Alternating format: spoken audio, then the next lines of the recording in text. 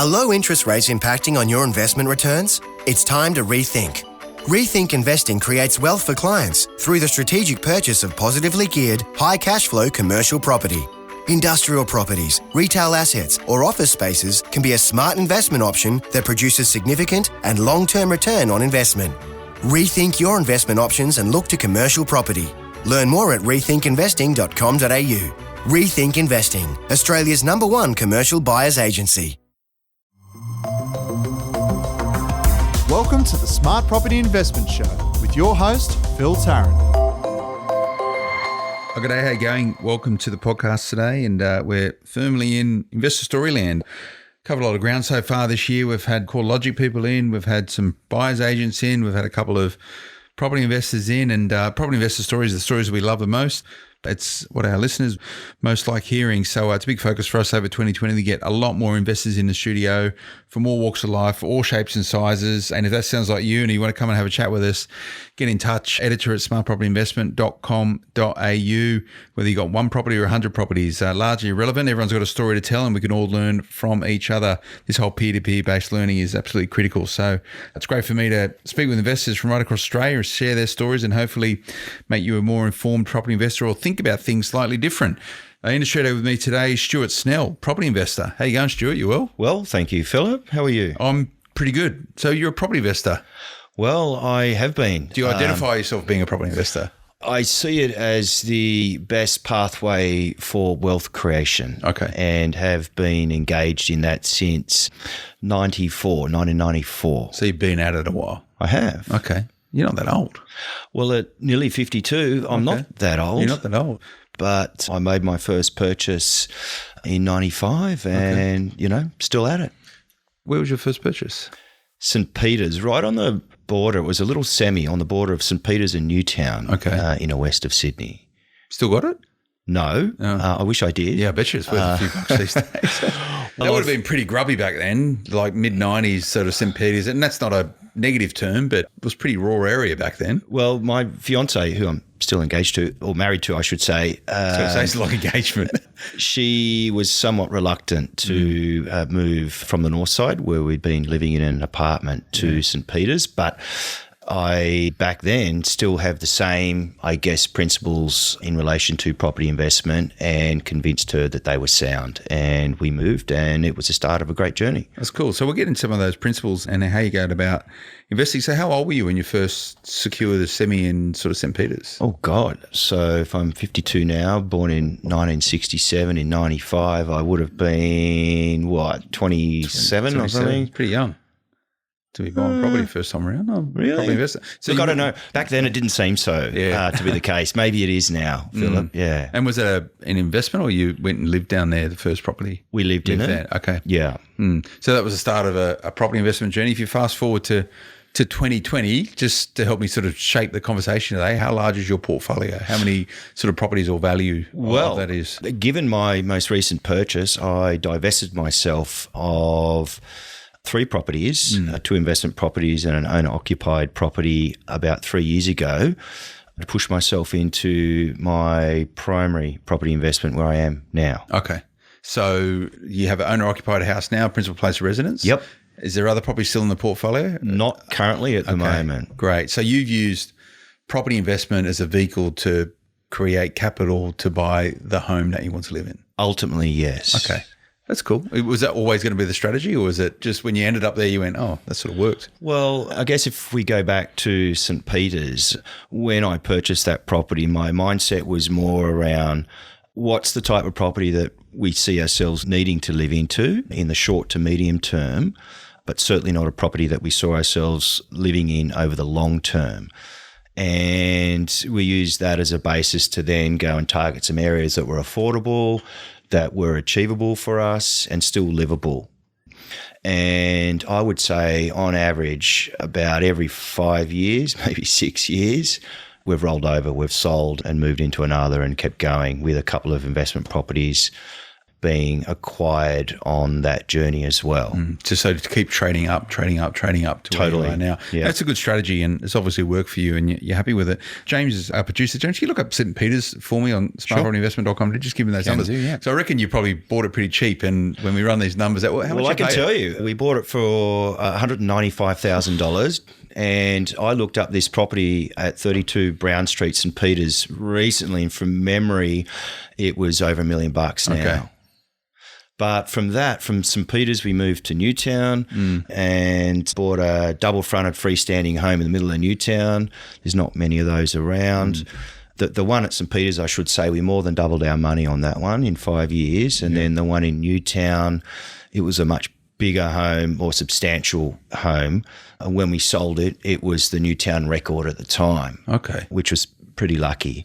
And then from there, we found our way over to Northern Beaches, and we're on our third house now at the Northern Beaches. Okay. James, what's the numbers on St. Peter's? Yeah, so I've pulled up on smartpropertyinvestment.com.au, St. Peter's as a suburb. So median house price in St. Peter's is $1.3 million. In terms of growth, it's seen a median quarterly growth of 17.38%. Okay. Over 12 months, seen a median growth of 8.11%. Over 3 years, a median growth of 10.72%. And over 5 years, it's seen a median growth of 37.42%. Average annual growth over 10 years has been 8.8%, with a gross rental yield of around 3.2%. Okay. So the yield's a bit okay, but it's capital. That's capital gain. Looking at those numbers there in St. Petersburg, and we just think back the last sort of 5 years, we've gone through a bit of a downturn in the property market, and it's performed pretty well. So you were investing sort of ahead of the curve when you're investing in that particular area, because I think back in the 90s, and I was young, sort of at university, I did do some drinking around there, right? It was, it wasn't like a desirable, it was just like shared houses of uni students causing trouble, really. Now it's a prestige area. Well, it is. And look, that's exactly what my wife, or then fiance, thought of the area. In fact, a number of my friends and colleagues followed me to St. Peter's when they realised it was, I guess, an area that's very convenient, stone's throw from a whole heap of lifestyle choices, but affordable. Very affordable and very close to the city. It's on, and for those of you not familiar with Sydney, it's on that train line out west, sort of sitting in the Strathfield. There's a whole bunch of suburbs along there, like St. Peter's and Marrickville and Stanmore, and what else am I missing? Enmore, Shams, Lewisham, Petersham. So all the stands. Yeah, you live out that way, don't you? Yeah, I'm in Newtown. Yeah, Newtown. So that's good investment. So that was a leverage into a property in Newtown, which was much bigger, much larger. Absolutely. And was that just a straight step up, or was there an investment property sitting there on the side to help empower that as well? Not at that time. For me, the strategy, the play really was to, as an owner-occupier, to use that as an investment strategy until I was at the point where I sort of felt comfortable and had the space to then start to acquire additional properties as investment plays only, which is what we did after we had our third property, and then we expanded into what were two investment apartments. Yep. One, so at that time, the third property was at Olympia on the Northern Beaches. Okay. And then I purchased a two-bedroom apartment at Manly Vale. And that was quite some time ago, at least 10 years ago. And then about 5 years ago, we purchased a second one at Queenscliff, which is right next to Manly Beach there. Both those did very well in terms of the capital gain, but also we were able to get a pretty reasonable sort of ongoing yield for both those properties, given they were in desirable locations. And at that point in time, you're living in the Olympia property, the third house. Okay, so you went St. Peter's, Newtown, Olympia, couple of investment properties. Yep. Sold all three. No, kept them, and then leveraged into a house at South Curl on the beach. Okay. Which was the worst house in the best street, literally across the road from the beach, which was basically sold as a bit of a knockdown. We had ambitions to develop that property and work towards that end, engaging an architect and engineer, and the build for a property like that was really going to extend us substantially. So it was at that point I decided to liquidate a few things, including the two investment properties, pulled together as pretty much all the cash I could get my hands on, went to the bank, found out pretty much where the limit was, and the builder, number of builders, but the main builder that we selected, his price was beyond that. So I'd thrown in the lot to develop this place. And after 3 years, my wife kept bugging me, and she's a real property nut. She's worked in real estate, by the way, for many years. And she said, look, we're either going to stay in this place, which is pretty much run down, great location, having moved from quite a nice place at Olympia that we developed as well, or we move somewhere else and capitalise on what we've got here. And as soon as she said that, oh, by the way, look, there's a place up the road I want you to come and have a look at, which was at North Curl, at sort of the other end of the beach. And we ended up doing that. So we ended up purchasing this other property and then bridging across to that and madly selling the other one. The other one. Which we didn't actually have to go to public market because it's a pretty desirable location. One of the agents we knew said, hey, look, we someone. Yeah, we could bring in a bunch of people, and within a couple of days we got what we wanted. So you made some bucks on that sort of property, the knockdown sort of rebuild one. So you actually sold it with like DA approved plans? Or? Yes, so we sold it with plans. Yeah. I've been back in there with the new owners at Border Office and had a look at our house. It looks fantastic. Yeah. And was it a good experience for them building it, or they blow a few bucks on it? They blew a lot. Yeah. So I believe it cost them nearly $2 million as a build, and they bought it for 2.5. So that's a lot. Probably value's up all right today, though. I think it's about where there are places around there selling between 4 and 5. So, and I know where it is because I park my car at the front there sometimes. Get a wave there. So it's a nice part of the world. I haven't seen you out there, Philip. I'm normally Manly, so it's normally where I go. But when it's not too good there, I normally head up north. So which is really cool.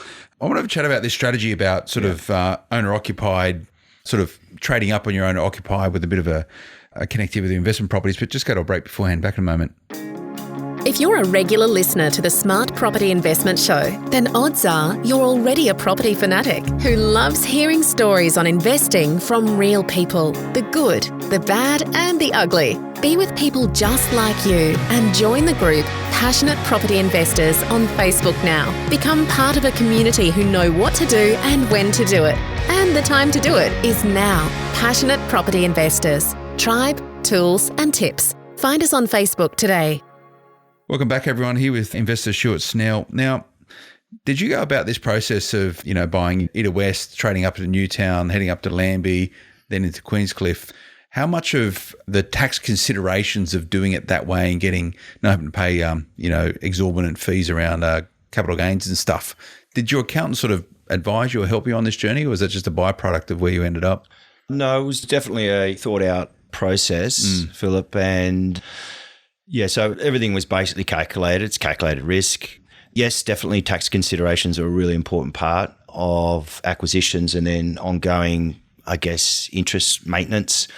For me, one of the things I learned as a property investor, as a landlord, was to not hold out for a particular rental figure that you think you need to get.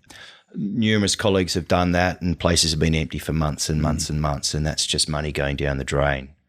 Whereas I think if you can take a little bit less, better off having some income than none.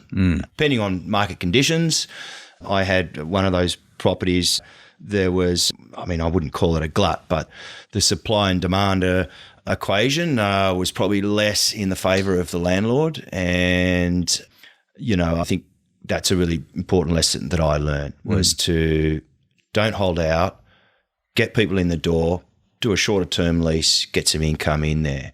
So that's definitely one of the things that I felt was an important lesson. It's been a good journey. Like when you look back 25 years in the game and what the future might hold, we'll get into that. But has it been a positive journey for you investing in property? You don't seem to have too much scar tissue around it. It sounds like it's gone pretty well for you versus a whole bunch of other people you believe it I chat to, and it's been an absolute nightmare. Yours sounds it's been okay. It has. Yeah. And look, definitely been lucky, even though I've been around for a while, definitely have been lucky. I think also targeting certain areas has enhanced that luck or reduced the risk.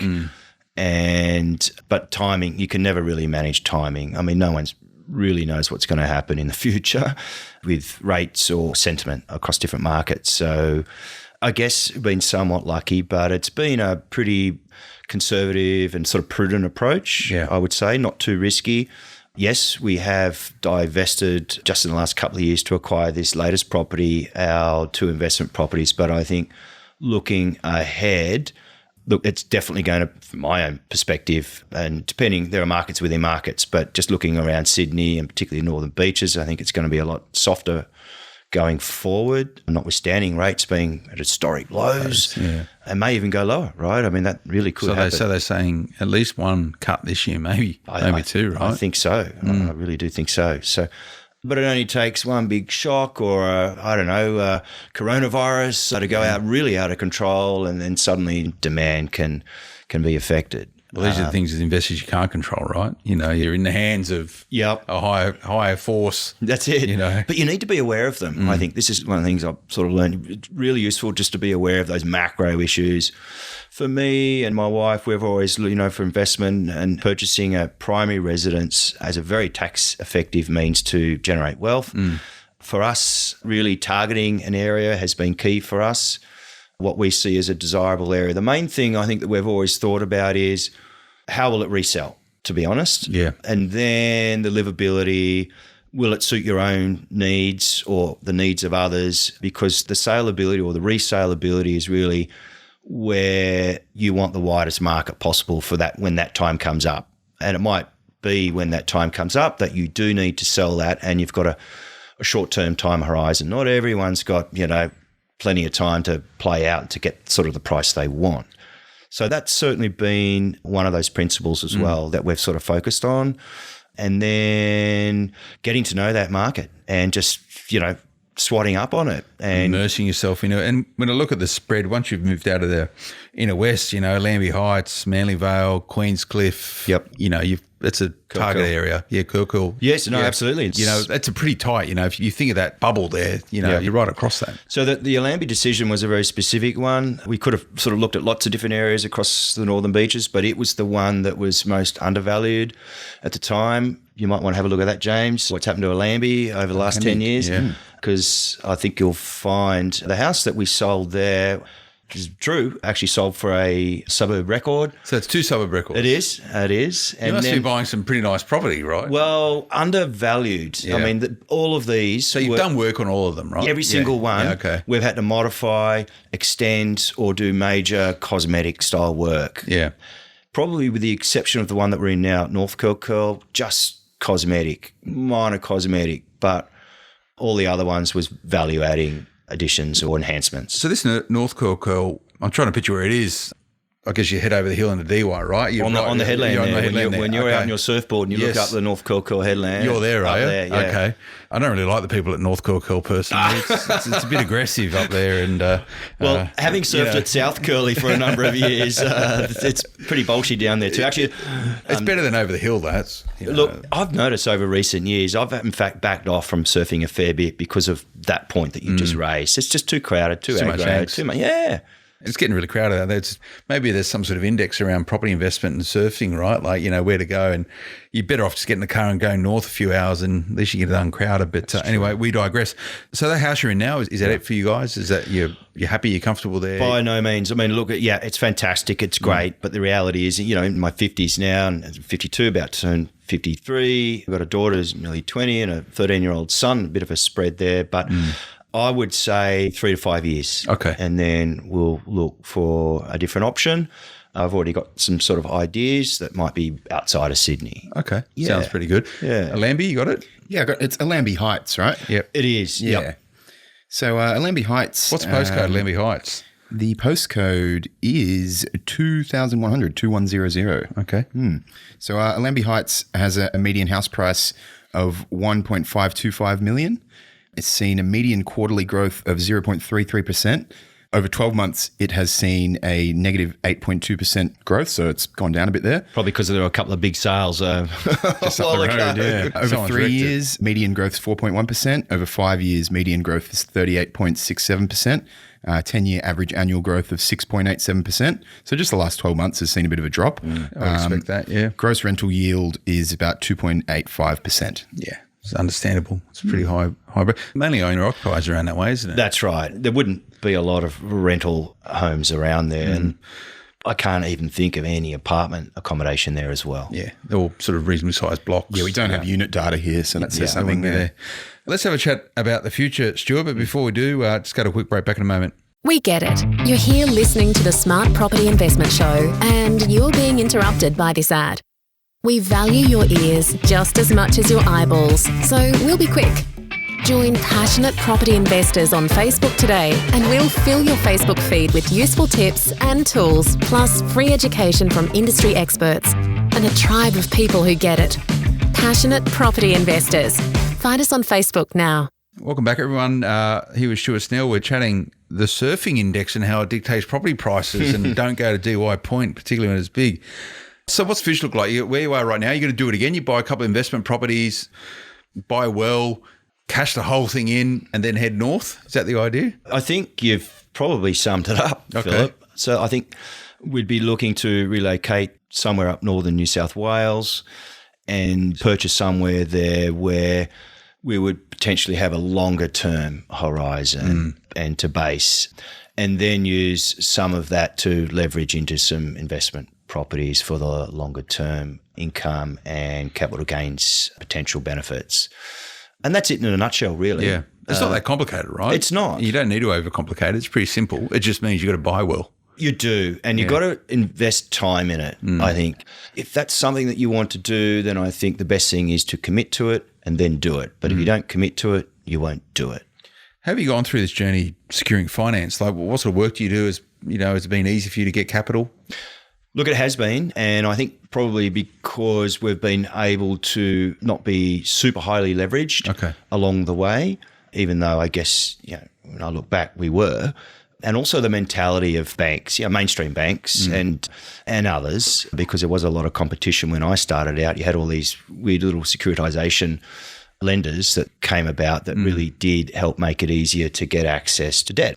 So you're talking like early 2000s, there was plenty of them out there. In the 90s, In the 90s as well, when it all sort of started with that non-bank sort of competition that took off. And then later you had, you can get 103% mortgage back then, right? Yeah, it was just crazy. How good was that? It was just so easy to get finance. It's not funny. But I guess it's a lot harder these days, post-GFC and the Royal Commission. So the quality of credit is really under scrutiny. And that might be an issue for people that might not have the best track record. But I think in the main still, if you've got some pretty sound fundamentals and you've got income and you're targeting good areas where there hasn't been, negative equity and those sorts of things, I suspect that financing will continue to be reasonably accessible. And I certainly hope that's going to be the case. Well, that's the idea, right? And for you in this sort of probably more medium-term strategy around, you've got your place now, a couple more investment properties, do it well, sit on for a while, sell up, head up north, do whatever. Have you got like some age where you don't want to be working anymore, or did you now have the flexibility to generate income differently, or how's all that work? Yeah, look, I don't see that happening for a while, given the cost of living and all the expenses and I guess the lifestyle and the kids.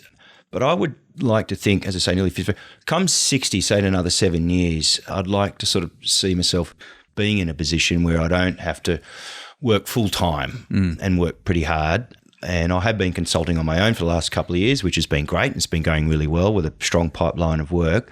But I'm also a realist, and I know that could change. And, I might have to throw myself back at the mercy of the job market, God forbid. But, I sort of see in the future, this sort of continuing. And given the fact that, I guess like most people, most of my superannuation, and I'm with a pooled superannuation fund and like an industry style fund and another one with a bank, even though you can select different asset categories and you can apply different portions, most of that is invested in equities. So for me, acquiring property and using property to generate wealth makes total sense, because most people's other main asset will be their superannuation. I guess we were lucky, Philip, in a way that, when we started working, and for me it was in the 80s. And compulsory super. It was that. So we're probably the first generation of compulsory super recipients, once we get to the point most other people either actively decided to do that or they were in some defined benefit scheme. But, we've had our pay garnished for the last, whatever it is, 30 years been working. And most of that is in equities because that's where most, all sorts of, long-term investment plays that the average investor can't get access to, like big infrastructure, private equity. It's a really good point. And if you don't know what's going on with your super, you should sort it out because, you do have some flexibility about how your super is invested, whether you're with an industry fund or a retail fund. It still surprises me sometimes when people just go, don't worry about my super, I don't know how much is there. You've got to be really proactive with this stuff and even more proactive and think about self-managed super funds, not for everyone. But, when I chat to investors, property investments, most people are PAYG, right? So they get a salary from a job, right? It actually allows them to be empowered to proactively change their financial position by making their own decisions. That is investing in property. You master your own domain. That's what you're getting at. Yes. A lot of people get it wrong. I'd like to think most people sort of get it right these days, but you're sort of running your own business, right? And this is, you get to make the decisions. Accountable and everything. Absolutely. And dare I say it, you're invested in that in terms of your time, your effort and the potential benefit. So, I think it's worthwhile doing your homework, targeting an area, looking at what, your boundaries are.